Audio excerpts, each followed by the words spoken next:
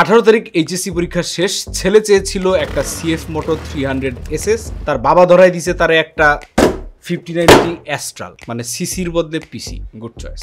আজকের বিল্ডের বাজেট আমাদের অলমোস্ট $1 মিলিয়ন। আপনাদের সাথে আছি আমি অর্ণজামান, আপনারা দেখছেন পিসি বিল্ডার বাংলাদেশ।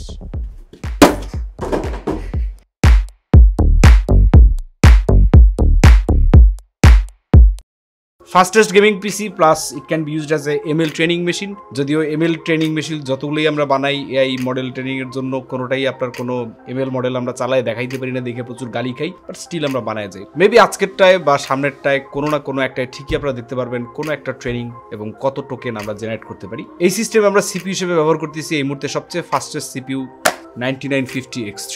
দাম হচ্ছে এই মুহূর্তে $81,000 পিসিবি স্টোরে, এবং ইন্টেল থেকে হ্যালো কোনো জবাব নাই। 16 core 32 thread.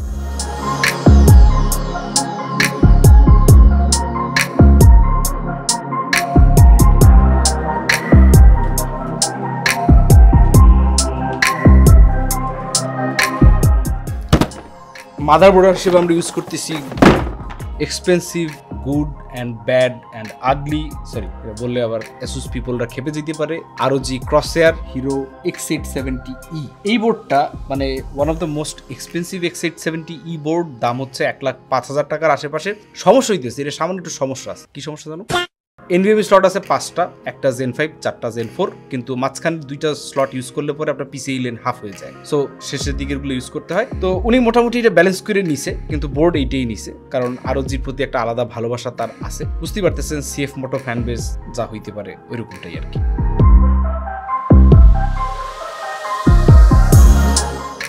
Primary system drive হিসেবে ইউজ হচ্ছে Kingston Renegade Fury G5 SSD, Zen 5 SSD একটা, এবং 1TB এটার দাম হচ্ছে $19,300। আর সেকেন্ডারি ড্রাইভ হিসেবে মানে যেখানে গেম টেম থাকবে, আই মিন এআই মডেল টডেল থাকবে, সেটা হচ্ছে একটা কিংস্টন KC3000 2TB, যেটার দাম $20,400। অর্থাৎ total 3TB, 1TB Zen 5, 2TB Zen 4। শুধু স্টোরেজের পেছনে ওনার কস্টিং হচ্ছে $40,000, অর্থাৎ একটা 5700G বিল্ডের সমান।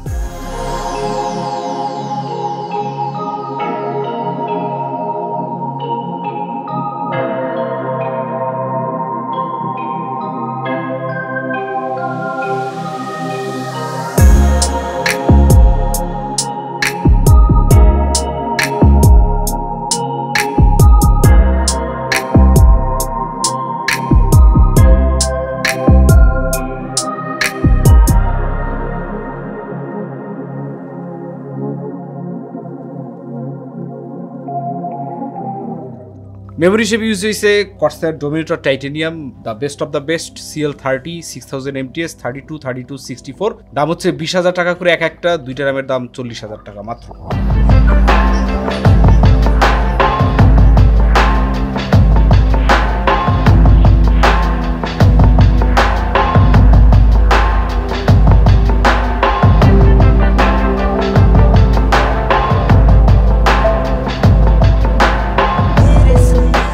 এরপর হচ্ছে কেস NZXT নতুন একটা শিপমেন্ট বাংলাদেশে আসছে এবং সব লেটেস্ট কেসগুলো আছে এবং অ্যাবসলিউটলি ক্র্যাশিং প্রাইসে। এই বিল্ডে যেটা আমরা ইউজ করছি NZXT H9 Flow RGB plus matte black. এইটা বেসিক্যালি একটা H6 ফ্লো, এইটারে আপনার এলিটের সাইজটায় নিয়ে আসা হয়েছে এবং পুরোটাই মেশ। টোটাল মিলে 6টা ফ্যান, তার মধ্যে 3টা ফ্যান আবার 140। কেসের সাথে আবার NZXT কন্ট্রোলার দেওয়া আছে। সো NZXT এতদিনে আইসা তাদের পিস জিনিসপত্র বাদ দিয়ে একটা কমপ্লিট প্যাকেজ নিয়ে আসছে এবং দামটাও কমপ্লিট করে দিছে মোটামুটি $30,000। তবে শুনলে খুব একটা খারাপ লাগবে না যদি আপনি এটার US MSRP দেখেন। $290 কেস যদি দেখেন বাংলাদেশে $30,000 বিক্রি হইতেছে, তাইলে আপনার মনে হবে আরে কি করে সম্ভব। এই একটা জায়গায় গিয়ে মনে হবে না ঠিক আছে, গরিব দেশের জন্য গরিব প্রাইসিং। তাহলে $290 কেস অ্যাটলিস্ট $40,000 হওয়া দরকার ছিল। যেমন আমাদের পিসিবি স্টোর আপনার $300 আশেপাশে HAVN HS420 সম্ভবত মডেলটা $300 কেস সেল করতেছে। 50,000 আগে বেচতো, এখন নাকি 52,000। আবার শুনলাম $350 আপনার জন্সবো মড 5 আনতেছে, সেগুলো নাকি 40,000 সেল করবে। যার যার লাগবে বুক করে দিয়ে। তবে টাওয়ার কেসের মধ্যে আপনার HAVN খুবই ইউনিক, আর NZXT বাজেট অনুযায়ী একদম পারফেক্ট বলতে পারেন। এই রেঞ্জে কম্পিটিশন ছিল বলতে পারেন আপনার লিয়ানলির কেসগুলা, কিন্তু লিয়ানলির ইভো এক্সেল যা ছিল সব পিসিবি স্টোর বেচে শেষ করে ফেলছে। তো এখন বাকি রইল পাওয়ার সাপ্লাই। এই প্রাইস রেঞ্জে পাওয়ার সাপ্লাই, জাতীয় পাওয়ার সাপ্লাই এই মুহূর্তে ফার্স্ট প্লেয়ার NGTP 1300 ওয়াটের এই শেপের পাওয়ার সাপ্লাইটা, এবং এর উপরে কোনো পাওয়ার সাপ্লাই এই প্রাইস রেঞ্জে এত ভ্যালু এবং SPL এর টিয়ার লিস্টে সব এ সবুজ সবুজ দেখতে দেখতে কম্পিট করার মতো আর কিছু নাই। আর কম দামের মধ্যে থার্মাল রাইট আছে, কিন্তু টিয়ার লিস্টের অবস্থা খারাপ।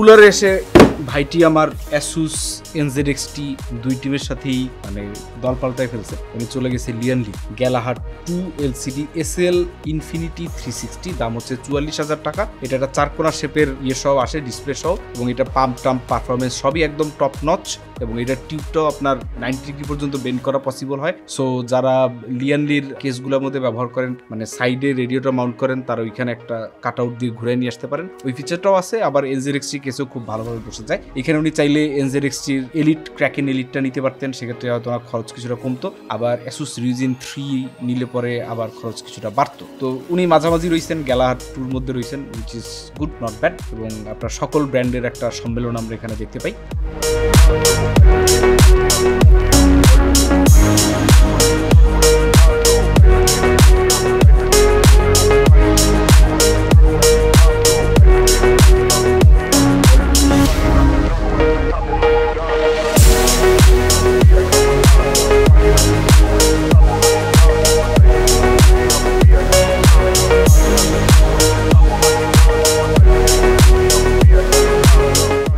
Last of all CF Moto 300SS এর বদলে যেটা নিচ্ছে সেটা হচ্ছে 1580 অ্যাস্ট্রাল OC, ওয়ার্ল্ড ওয়াইডই বলতে পারেন। কনজিউমার গ্রেডের যত 1580 আছে তার মধ্যে সবচেয়ে বেশি আকাঙ্ক্ষিত, মানে ওই যে আগে আপনার বিভিন্ন অ্যাওয়ার্ড দিত না, মোস্ট অ্যাট্রাকটিভ মেল ফিমেল এই টাইপের কার্ড আর কি। 1580 অ্যাস্ট্রাল সবচেয়ে বড়, সবচেয়ে ভারী, সবচেয়ে ভ্যাবরা, সবচেয়ে এক্সপেন্সিভ কার্ড। 4,90,000 টাকা প্লাস এটার দাম চলে আসে। এর সাথে মেকানিক্যাল কিবোর্ড মাউস আছে, ওলেড মনিটর আছে, সবকিছু মিলে ওনার অলমোস্ট 10 লাখ টাকার মতো আর কি বিল হয়েছে।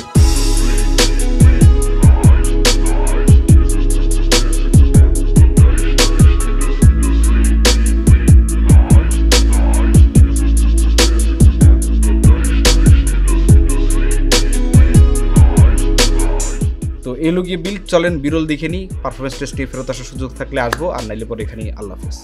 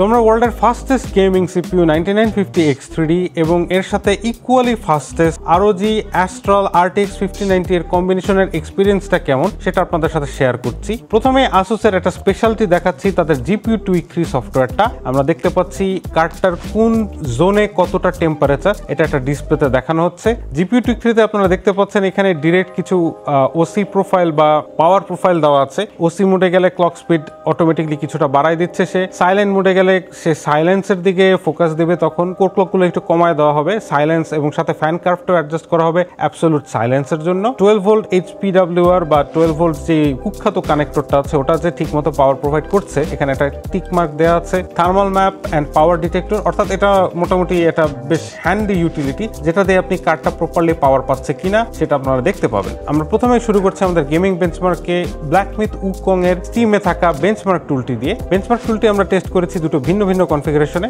একটি কনফিগারেশনে আমরা র্যাস্টারের উপর সম্পূর্ণ ফোকাস দিয়েছি এবং আমরা নেটিভ রেজলিউশনে টেস্ট করেছি গেমটি। অন্য কনফিগারেশনটিতে আমরা রে ট্রেসিং এনেবল করে টেস্ট করেছি। র্যাস্টার টেস্টগুলো কমপ্লিট করা হয়েছে সিনেম্যাটিক প্রিসেটে, যেটা কিছুটা ওভারকিল বলতে পারেন। তবে RTX 5090 আর 9950 X3D এর মতো ওভারকিল হার্ডওয়্যার থাকতে অবশ্যই আমি ওভারকিল সেটিংসেই টেস্ট করব। এটা হয়তো আপনাদের রেগুলার গেম প্লে এক্সপিরিয়েন্সের সাথে হয়তো অ্যালাইন নাও করতে পারে। তোমরা নেটিভ রেজলিউশনে টেস্ট করেছি এটা। শুরুতে আমরা আপনাদেরকে র্যাস্টার প্রিসেটের রেজাল্ট দেখাচ্ছি। আপনাদের স্ক্রিনে থাকা গেম প্লে যেটা দেখতে পাবেন সেটা র্যাস্টার প্রিসেটে রেকর্ড করা। তো চলুন আমরা কুইকলি একটু গেম প্লের দেখে নেই। তো আমরা দেখতে পাচ্ছি যে র্যাস্টারে এবং রে ট্রেসিং এনেবল করে 1440p তেও মোটামুটি কার্ডটি নেটিভ রেজলিউশনে ভালো প্লেয়েবল ফ্রেম রেট দিচ্ছে। তবে 4K রেজলিউশনে যখন আপনি রে ট্রেসিং সহ চালাবেন নেটিভ রেজলিউশনে, সেটা সিনেম্যাটিক 30 FPS, কিছু কিছু ক্ষেত্রে 30 FPS এর নিচেও নেমে যাচ্ছে। তো যদি 4K তে আপনাকে এটা খেলতেই হয় তাহলে DLSS কোয়ালিটি প্রিসেট এবং ফ্রেম জেনারেশনের শরণাপন্ন হওয়ার পরামর্শ রইল। তোমরা এবারে চলে যাচ্ছে আমাদের শেষ গেমিং টাইটেলটি সাইবারপাঙ্ক 2077 এর টেস্ট রেজাল্টস। সাইবারপাঙ্ক 2077 আমরা শুরুতেই টেস্ট করেছি